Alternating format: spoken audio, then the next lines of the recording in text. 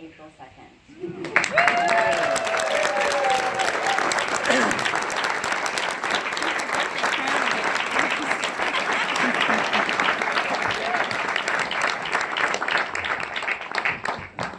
Grace grew up very much surrounded by the arts in New Haven, Connecticut, where her father was the first master of Yale Davenport College, and both parents were artists known worldwide. Grace herself attended Yale School of Drama, as did the likes of Chris Noth, Sigourney Weaver, and our own John Shea. She was good friends with Annie Knoll, who visited Grace often here with her daughter, Cynthia Nixon, the well-known actress and now candidate for the governorship of New York. Also, her Yale experience included a friendship with Paul Newman and his wife while they were all in the master's program. Grace's roots on Nantucket go back to her childhood when her mother bought a wonderful old antique home on North Liberty Street. It is still one of the most magnificent examples of early 18th century Nantucket, remarkably preserved inside and out. Grace and her husband Bob moved here full-time in 1986, and she has been active in the visual, performing, and musical arts on Nantucket ever since.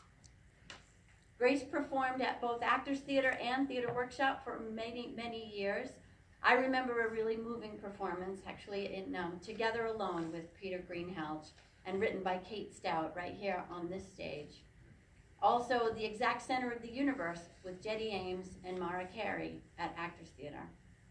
And then there was the existential play, The Bald Soprano, by Eugene Ionesco, with the late, great Jim Nettles, performed upstairs at the Methodist Church on that little stage. A seemingly impossible undertaking, in my estimation, as the script is composed of meaningless banter, storytelling, and nonsensical poems. Only a true master could have pulled that one off, Grace. I first met Grace in 1990, my first year on Nantucket, when I owned Wolfhound Imports on Main Street. We used to stay open late, and it was often pretty quiet in the shoulder season. One evening, this colorfully attired woman came in wearing a beautiful, bold, woven wrap that she flung over her shoulder. We hit it off immediately and chatted long into the evening.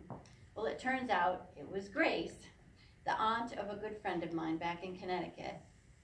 Later, when I was bitten by the theater bug, Grace was instrumental in getting me the experience I needed to hit the boards, by directing me in numerous armchair theater and short play festival shows. I will be forever grateful for your guidance, Grace, and have so many wonderful memories. Thank you.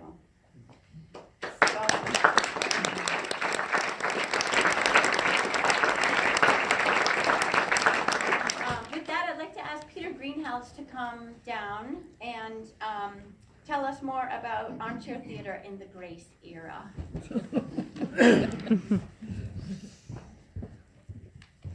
Hi, Pete. Can you see? Thank you.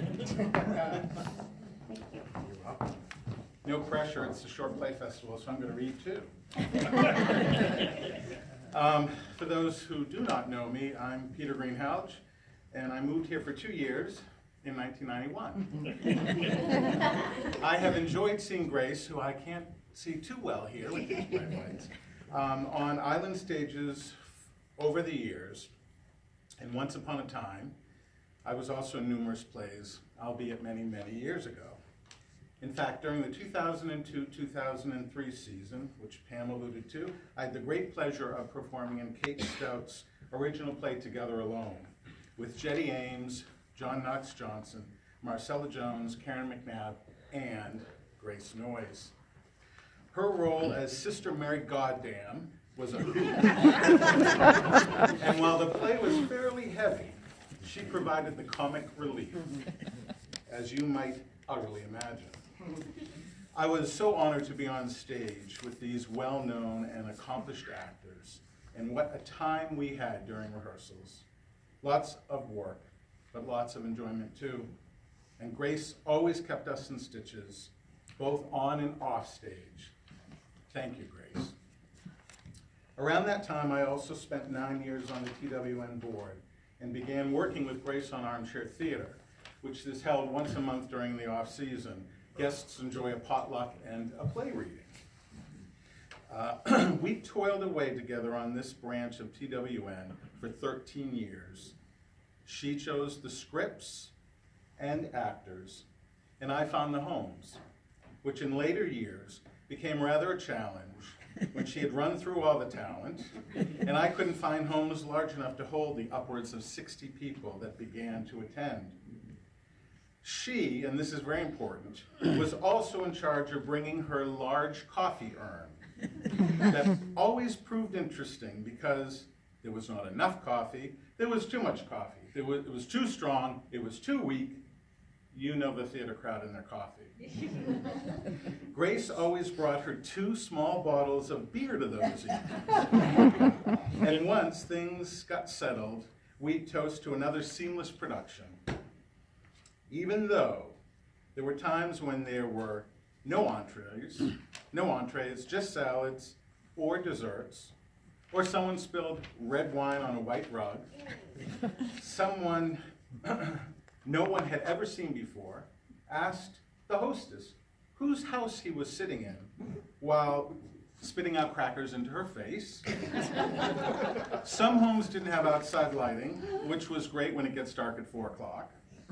Once a house had plumbing issues, if you know what I mean.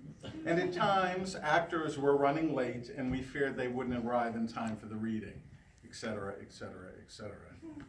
Years later, all happy and fun memories. Fast forward, and I now have the pleasure of seeing Grace when she pops into the Artists Association gallery to see our changing exhibitions. Both her parents were well-established artists and longtime members of the association, and she continues to be a wonderful presence and supporter of all of the arts. Grace, I'm delighted to be here as part of this evening to wish you all the best as you celebrate a special birthday and say thank you for all you have done over these many years for Theater Workshop and beyond. Thank you.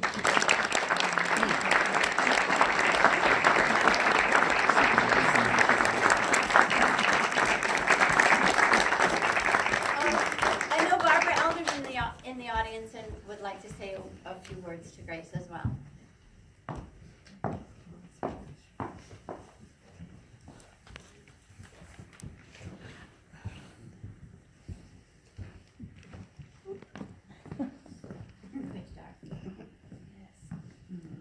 Grace, this is your theater night and your theater tribute, but I'm happy and honored to be here to give a little glimpse about you in your music world on Nantucket.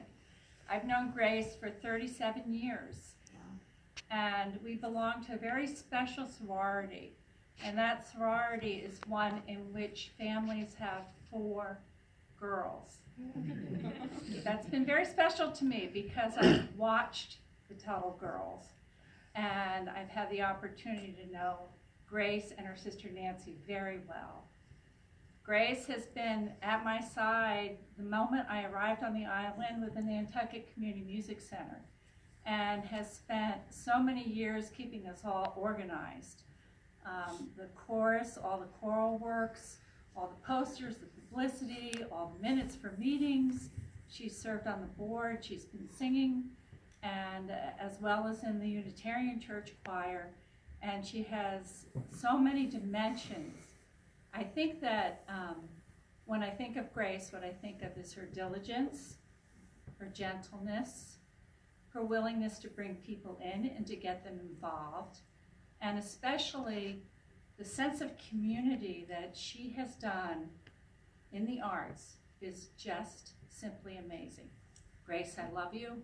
Thank you very much.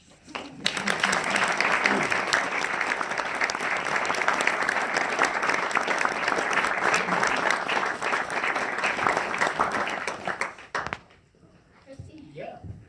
Am I supposed to say something? Other than thank you. So that was great. From the short play side of it, as you can see, Grace's commitment to the first play. I've been fortunate enough to see that for the last 20 years. My first introduction to Grace was it was a winter night at the Jared Coffin House where we used to meet and read plays up in the lobby there, those little rooms off the lobby. And I met Jim Patrick there, who used to run short play. and it was a blizzard. It was one of the biggest blizzards Nantucket had, and I was very new to it, so I was very excited. So I went. It was just Jim and myself. And about 15 or 20 minutes had gone by. I said, Jim, I don't think anyone's going to show up. And he said, well, yeah, we'll get going. He had bought a bottle of wine, so we started drinking. So we were getting ready to leave, go out the front door, down the steps. And coming up Center Street, it looked like Obi-Wan Kenobi with his robe. But Grace was trudging through the snow on her way to the reading. So, and then a month later, I was doing my first play with her called Mother Swings, where she was standing on a table and we were holding her with a noose around her neck. And so I was like, this lady's amazing.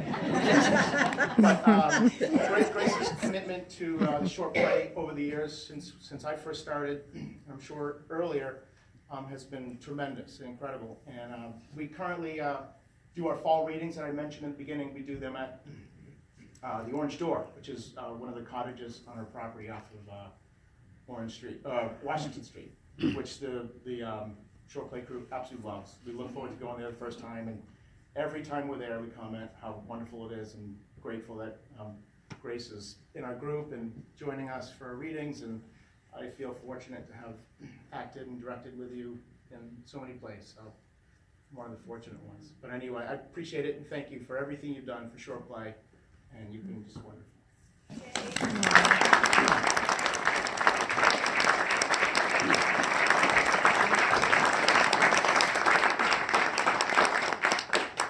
As a member of the short play players, I have a book to present to Grace. It's 100 Years of American Theater. And I'd like to say the name of the skit that we did tonight was The Way to a Man's Heart, and this lady has certainly found the way to mine.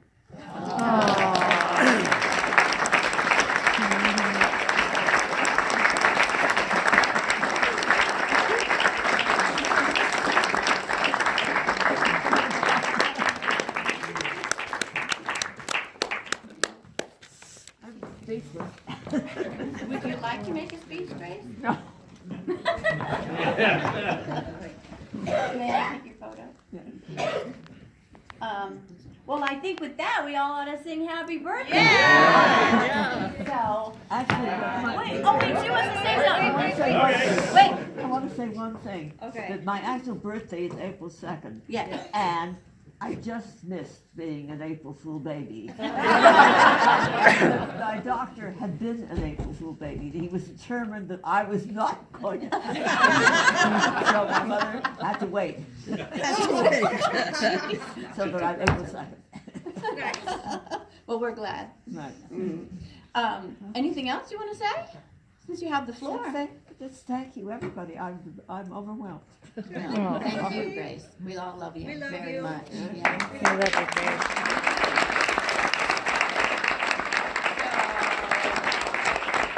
Happy birthday to you. Happy birthday to you. Happy birthday, dear Grace. Happy birthday to you.